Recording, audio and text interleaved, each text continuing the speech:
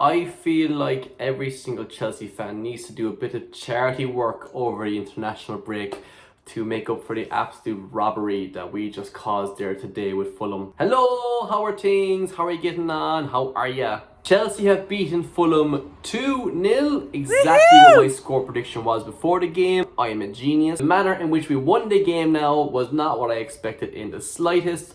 But what we're going to do now is talk through the game, talk through how we played, how Fulham played, how many stress balls Marco Silva needs to buy, do my player ratings and all that kind of fun stuff. So hope you enjoy. Do please like the video if you like it, drop your comments on what you think, but let's get into it with my player ratings and game analysis. So we started off quite slow. It's a bit like the West Ham game, to be honest, and a bit like the Crystal Palace game in which we got lucky with a goal being ruled offside. Depending on how the rest of the game went and how decisions went, you could call the Chalobah free out soft or fair. As the game went on, and as we saw with this referee, I think he was benefiting from some of that Club World Cup money that we got. Rob Jones, I have written down here, not a very good referee. I feel like he only wanted to become a referee because he knew that at some stage he could do the announcements over the mic about the VAR things, and that seems like his kind of vibe. But yeah, the stomp on the foot on Chalobah for when Fulham broke forward and scored that goal. Iffy here and there, if it's given, very 50-50 decision. Compare that then to when Caicedo stepped on Iwobi's foot for our penalty. The fact that one was given and one wasn't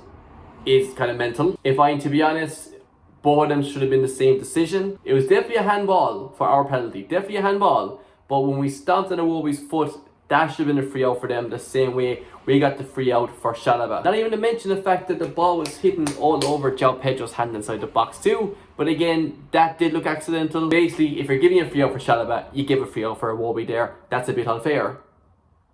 The 8 minutes of added time now in the first half, I don't know where it came from. I was thinking maybe 5. Max 5 minutes between Delap's injury and the VAR decisions and everything else. And then for fair enough, we had another corner we needed to take. I've seen it sometimes in games where those corners aren't allowed to be taken if the injury time is finished. We got it, another bit of good luck, and we actually scored from it. At this stage now, I think Marco Silva, he was shadow boxing Rob Jones's face in his mind. When Silva walked out then after half time, he looked like he had let off a load of steam. Besides that, besides all those decisions, besides the penalty, besides our goals, besides their disallowed goal, I think the game was very, very even. Fulham didn't have a whole lot of attacking chances or create a whole lot from maybe after 25-30 minutes. We were going forward, creating chances, but just the final instinct wasn't there, I felt. So realistically, yeah, maybe 0-0 would have been fair. This sport isn't fair. Unlucky Fulham. 3 points belong to us. Try better next time, kid. So yeah, happy with the 3 points. Not happy with how we got it. But look, we are where we are now. Let's go through the player rating. Robert Sanchez, pretty bad. Pretty bad once again. Few passes out that he did were terrible. Overall play wasn't great. I think he made one decent save at one stage. But overall, man, I don't know, 4.5 wasn't great. So poor. Can we please get a new goalkeeper from somewhere? James Trafford, you're not going to be starting for City. Donnarumma's coming in. We didn't get Donnarumma. Can we please have James Trafford instead? Malo Gusto, he had a slow start to the game. Very, very slow start. As the game went on and built on. Oh, Burnley nearly scored here against United. As the game went on, he got better, he progressed better, he was good passing back and forth with Neto and everything else. Weird that he went to right wing when Reece James came on for Neto. That kind of half seemed to suit him better, but Gusto gets a 6.5. He got better as the game went on. Had a few ropey moments. I wouldn't say very good. I would say pretty good. And in my views, 6.5 is pretty good. Tosin Adarabioyo had a slow start as well, but by God did he come into it. The clearances, the headers, the tackles, the presence in the box, he was there. He was very good. He was very strong. Fulham did have one chance early on in the game where we gave them a lot of space. I think it was more so Cucurella's fault from the wing they were attacking. But Tosin, besides that small glimmer, I think he held up very, very well. That's why I think 0-0 would have been fair, because of Tosin, the defensive work he did, gets a 7.5. Very happy with it. Obviously, I would prefer Achimpong to get more chances after his good performance against Crystal Palace. But look, we're not running away with these games yet, so I think it's fair that we kind of, keep things stable. Trevor Chalobah, he also had a slow start, but picked up faster than Tosin picked up. Tosin took a little bit more time to pick up, but then he picked up. Chalobah picked up quicker. He won the corner. Since when is Chalobah like a fucking like attacking wing back, like the way he was bobbing forward? It ended up working. But yeah, very happy. Chalobah 7.5 again. I could give 7.5 to Chalobah for the entire season right now. I know that's what it's going to be on average. Great centre back. What can I say? Don't try and sell him, please. Marc Cucurella. Cucurella left a lot of gaps in behind him when Fulham were pushing forward. He was kind of very much in near the box, in near Chalobah and Tosin. And there was a few times I was like, Cucurella, get out! But I think overall he was good. I was happy enough with him. I'd give him a 6.5, a bit like Gusto. I suppose Gusto's highs were higher than Cucurella's highs, but Gusto's lows were lower than Cucurella's lows. So all that kind of crack anyway. Yeah, 6.5 for Cucurella. Happy enough. Let's continue. Enzo Fernandez. Right. After the Crystal Palace game, I give this geezer a 7.5 or 5, I think. He's better than against West Ham in fairness because he got a goal and assist. He once again got a goal and assist, but he's only getting a 5. He was shit in the first half. He was so bad. Misplaced passes the whole lot. It reminded me of the start of the Pochettino season. Nothing was going right from him. He couldn't make an indent on the game. Thank God for Caicedo. He saved this man in midfield. He saved his life. Last night, Caicedo saved my life. He'll be singing that till the cows come home. So yeah, Enzo Fernandez a 5. It wasn't great again. He's not in the realm of getting dropped. But, come on man. Moi Caicedo. Icon, hero, legend.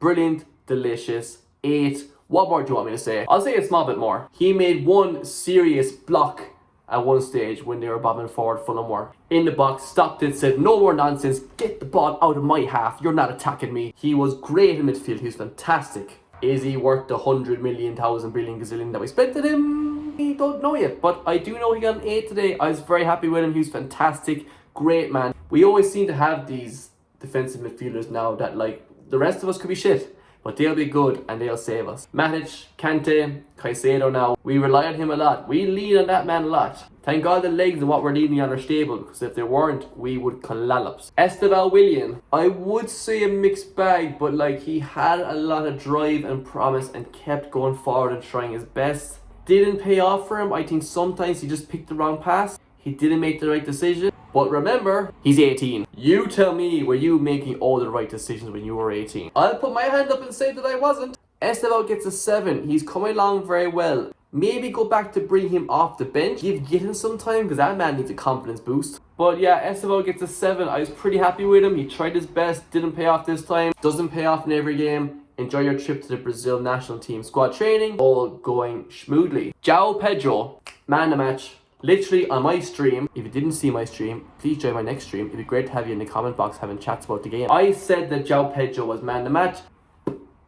Popped up then immediately from TNT, player of the match. He was great when he was playing in the cam role or when he's the striker. What he's doing in the box, dropping deep, collecting the ball, bringing it forward, play with everybody else on the pitch. He was absolutely fantastic. If I was blind, let me get this analogy correct before I say it. If you told me all the stats and facts and everything else about Alexander Isak, and you showed me Joao Pedro and said, oh, that's Isak, I would believe you. He was great. He was fantastic. We might finally have a proper goal-scoring striker. Joao Pedro, 8, fantastic. Seems to be a fantastic signing. Long may it continue. Pedro Neto. This man seems to run and run and run and try his best in every single game, and I'm here for it. I'm giving him a 7 here. He was pretty good again. Maybe not coming up with the goals and assists that we'd like, but the man is relentless. The way Pedro Neto plays, it's like he's told, if you're not playing good today, you're not getting paid. That's the vibe I get from him. Neto plays as if every single minute of his game is assessed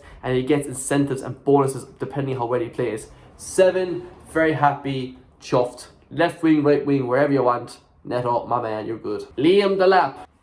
This was very unfortunate. Came off injured only about 15-20 minutes into the game. I didn't get a chance to catch Maresca in the post-match press conference because I was hungry and I went to McDonald's. And while I was at McDonald's, I got the savor menu. I got the hamburger and the mayo chicken. Only cost me like £3. It was nice. But yeah, Liam Delap gets a 6. Like, he hardly had time to do anything. He seemed to be okay. And hopefully this injury, he seems to be okay with it too. Don't please be injured. We have enough injuries going on. This trend needs to stop at Chelsea where everyone gets fucking injured.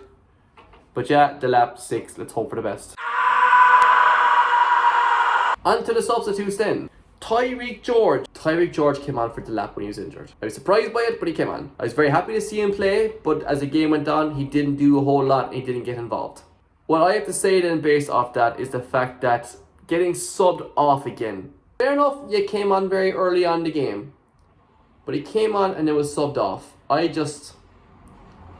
Something about that just irks me. I don't like it. I just don't think that should be done. Bring off Joao Pedro. Bring off Enzo Fernandez. I don't know, but don't bring him off again. Look, if this was literally just to put him in the shop window for Roma to be like, look, he's good, buy him. Like, that's how I think this club works, and I think that's kind of what Maresca's told. You play these few fellas.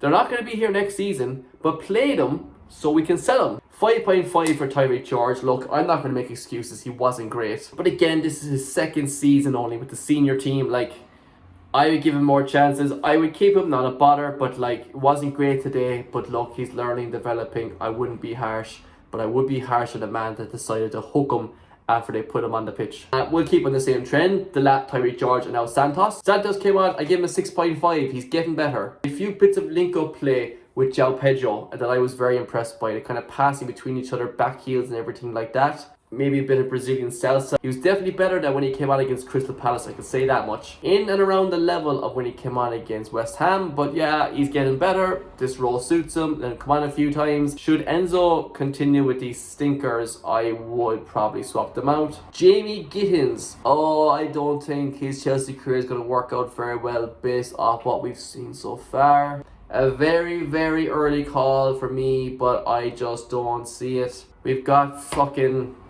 this guy coming in. Still can't believe it.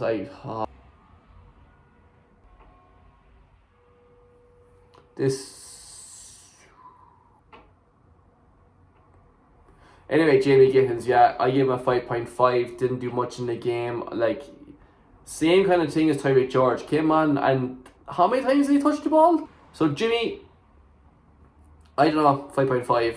I haven't seen a whole lot yet. Please show me why we spent 55 million on you. Reece James. You can imagine my confusion when I saw Reece James on the pitch and then I wrote down my ratings for Gusto. And then 5 minutes later, Gusto was still on the pitch. I was so confused. I was like, Gusto and James are both on the pitch. How the hell is this happening? But yeah, Reece James came on for Neto so that Gusto could push up further. Yeah, he didn't do a whole lot. He didn't have a whole lot to do. I give him a 6. Very bog standard. What more do you want me to say? Like, Delap was on for a few minutes. Had an impact here and there. Reece James was on for a few minutes. Had an impact here and there. 6. Grand. Not much more to say. Enzo Maresca. Okay, like, I would give him much higher of a rating if he didn't take off Tyrique George. I'm giving Maresca a 6.5, right? I can see the subs he's making now be the standard that we see in every single game. We're always going to bring on Andrey Santos. We're always going to bring on either Gusto or Reece James. Which is fair enough. Like, I'm not expecting you to change the centre-backs and everything else.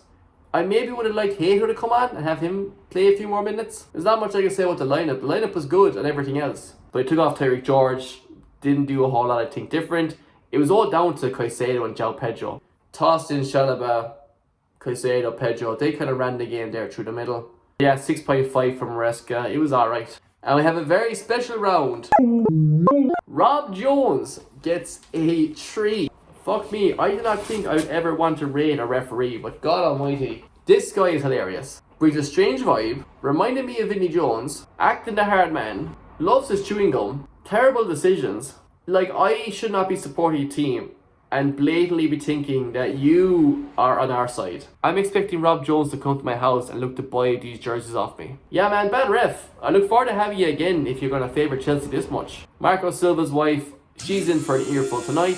I feel sorry for the man, but we've got 3 points, we're rocking and rolling, we're shucking and jabbing, but it was not the most promising game of all time. What did you think? You let me know in the comments. Were my ratings harsh? Do you like Rob Jones? Thanks very much. International break coming up now. I have a few different videos coming out over the next kind of 13-14 days to tie you over. Like, comment, subscribe.